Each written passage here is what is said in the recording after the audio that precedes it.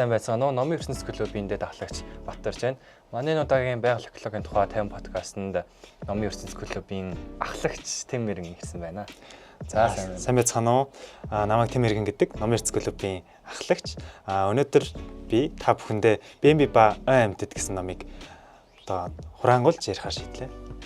Бэмби ба Ой амьтад ер нь хүүхдийн ном шиг сонсож байна те. Тэгээд зохиолчийн талаар жоохон мэдээлэл өгөөч. Зохиолч нь яг зөвхөн хүүхдийн ном бичсэн зохиолч юу эсвэл яг байгаль экологитой юм бичдэг зохиолч юу? За миний уншсан номын зохиолчийг Феликс Зальтан гэдэг байна. Маа зохиолч нь Австрийн сэтгүүлч зохиолч юм аа. За мэдээж та бүхний мэдж байгаагаар Бэмби ба Ой амьтад нь анимашнтэй сүүлд бүр лайв адапташн гараад кино олж олны хүртэл болсон.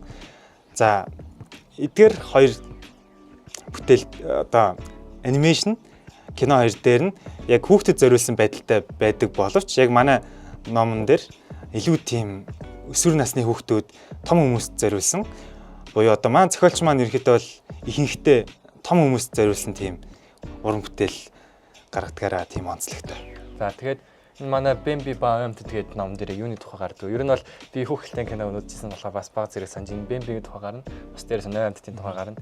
Гэтэ яг энэ чи бас багтаа үзчихсэн болохоор бас мартчихжээ. Бас дээрээс ном дээр яриаж байгаа яхаа өөр байгаа л гэдэг тэрийг гоё яриад өгч. За миний бодлоор яг хүн болгон мэдж байгаагаар нь анимашнтай номыг харьцуулаад явбал дээр гэж бодож байна.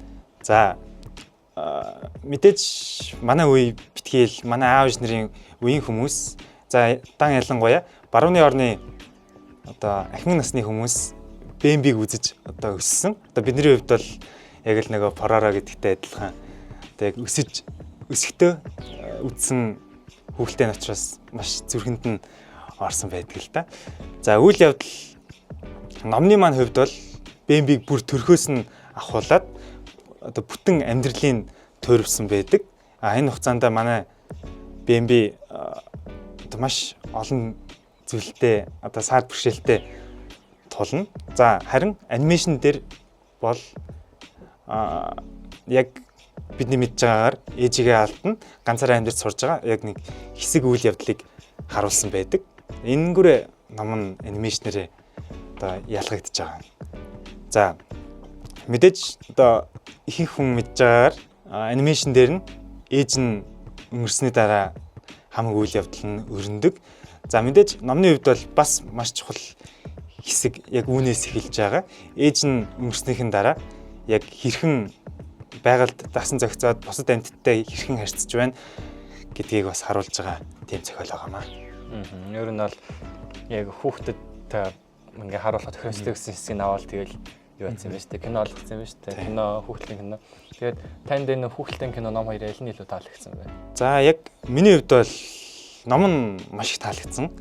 Яг тэгэхээр сүүлд гарсан анимашн кино хоёр нь болохоор яг тийм илүү бага насны хүүхдүүдэд зориулсан маягтайгаар одоо байгалийн тийм хүнд хүчээр зүйлсийг одоо арай зөөллөд оруулсан байсан. Харин ном нь болохоор яг шууд байгалийн хэрцгий тал бөгөөд яг бусад зүйлсийг нэгт бөгөөд тийм детальтай харуулсан байдаг.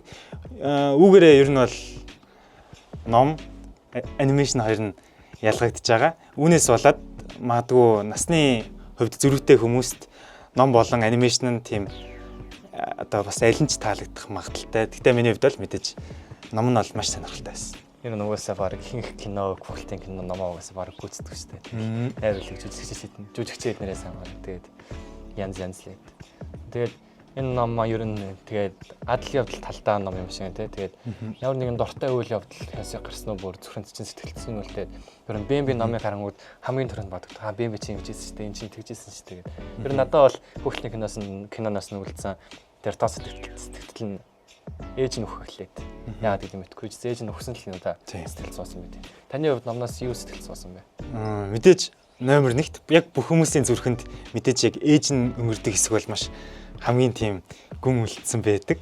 За хоёрт бол мэдээж Бэмби ганцаараа амьдарч байхдаа бусад амьтдтай бас харилцаанд ороод явж байгаа. Энэ үедээ одоо бусад амьтдад одоо яг өөрийнхөө гинэн зангаас болоод туслаад тэгээд дараа нь одоо хохирж байгаа хэсгүүд нь бас үнэхээр гонигтай байсан л та. Яг хэрвээ ээж нь хажууд нь байсан бол яг амьдралын муутай сайнтай за тэгээд сайн муу хүнийг ялгах тал дээр илүү тийм туслаад хань олох байсан байтал одоо манай янзаг маань одоо багасаа өөрөө алдаж сурж байгаа болохоор бас тэр хэсгүүд нь маш их тийм гүн сэтгэл төрүүлсэн л тань. Номны бас гол санаануудын нэг нь яг ээж гэдэг хүн, эцэг их гэдэг хүн яг ямар чухлыг харуулах зорилготой байсан те. Яаж одоо жишээлбэл яг энэ бүх зүйл яагаад энэ номны үйл явдал яагаад болж байгаа. Ээж нь байхгүй болохоор болж байгаа. Тэр ээж нь байсан бол амьдрал нь хамаагүй амар бүхвийн зааж өгөөд яг сая таны хэлсэнчлэн яг тэрнээс болоод энэ ном бас ээжгүй байх ямар хэцүү, ээж амьдралд ямар чухал гэсэн үнцийг бас харуулсан юм шиг байна. Тэрнээс гадна ойлгомжтой энэ номоо манай байгаль экологийн 50 ном дотор багтаж орсон байгаа.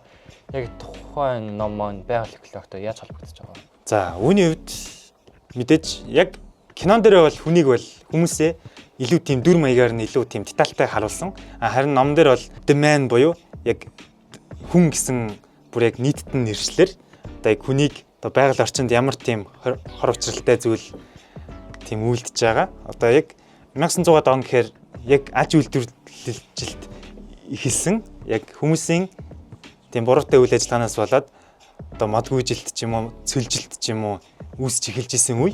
Энэ үед маань манай зохиолч яг энэ асуудлыг ирээдүйд илүү тийм хурцтмал асуудал болно гэдгийг мэдсэн мэт одоо биднэрт одоо ойлгуулах гэж үзснээрээ байгаль экологтой маш холбоотой ном болж байгаа. Ер нь бас айгүй олон голснууд ном байна тий. Ахаад бас өөрний голсноо гардаг лээ. Тэгээд ер нь манай зохиогч маань бол энэ номыг айгүй нэрвчлэн бичсэн юм шиг айгүй олон талаас нь олон өнцгөөс ингээд хараад яаж ч ойлгож болох тийм гоё чухал ном байна. Сая таны хэлсэнчлэн энэ ном маань жаахан зэрлэг тэгээ байгалийн тийм үнэн талыг харуулсан, үнэн талыг харуулсан жаахан харгас тэгээд тэрийг нэрвчлэн бичсэн гэдээсэн. Тэгээд энэ нь ер нь хүүхд унших тохиромжтой ном уу?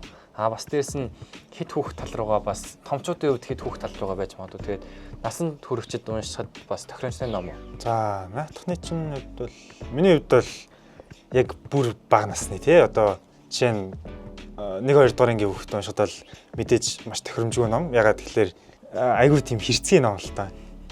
За, яг байгалийн үнэн төрх. За, тэгээд тийм амьдрал үхэл тийм циклийг харуулсан маш тийм гүн утгатай.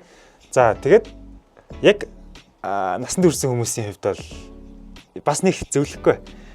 Миний яг зөвлөх насныхан гэвэл яг өсвөр насны 13-аас 19 насны хүүхдүүд уншвал маш тийм тохиромжтой гэж бодож байна. Ягаад тэгэхээр яг энэ насанд хүн өөрийнхөө ирээдүйд байх тийм ааш зан төлөвчлөө тийм авдаг гэж би хувьдаа боддог. Тэгээд яг энэ үедээ яг байгалыг хайрлах, амьдтыг хайрлах гэсэн тийм чин сэтгэлтэй болж төлөвшөх нь маш чухал гэж бодож байна. Тэгээд хүүхдүүд чинь бас уншаад харгас юм ин олоо л шүү дээ. Тэгчээд өрөөдмөр хэсгүүдийг ойлгох гоо. Тэгчээд харгас хэсгүүдийг ойлгох гоо хүүхд чинь ер нь яг юу харж ирсэн тийм юм болж байна. Бас тиймэрхүү талаараа уншиж болох үү. Яагаад томчуудыг уншиж болохгүй байж байна? Жахаа уйтгартай юу томчуудын?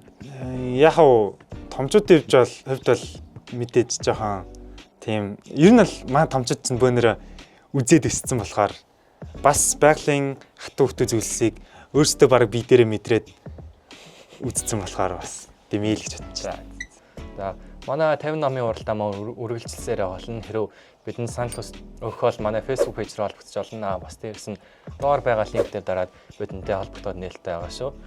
Энэ хүртэл хамт байсан үзэгчд болон сонсогчдоо баярлалаа. Дараагийн дугаараар уулзтлаа. Түр баярлалаа.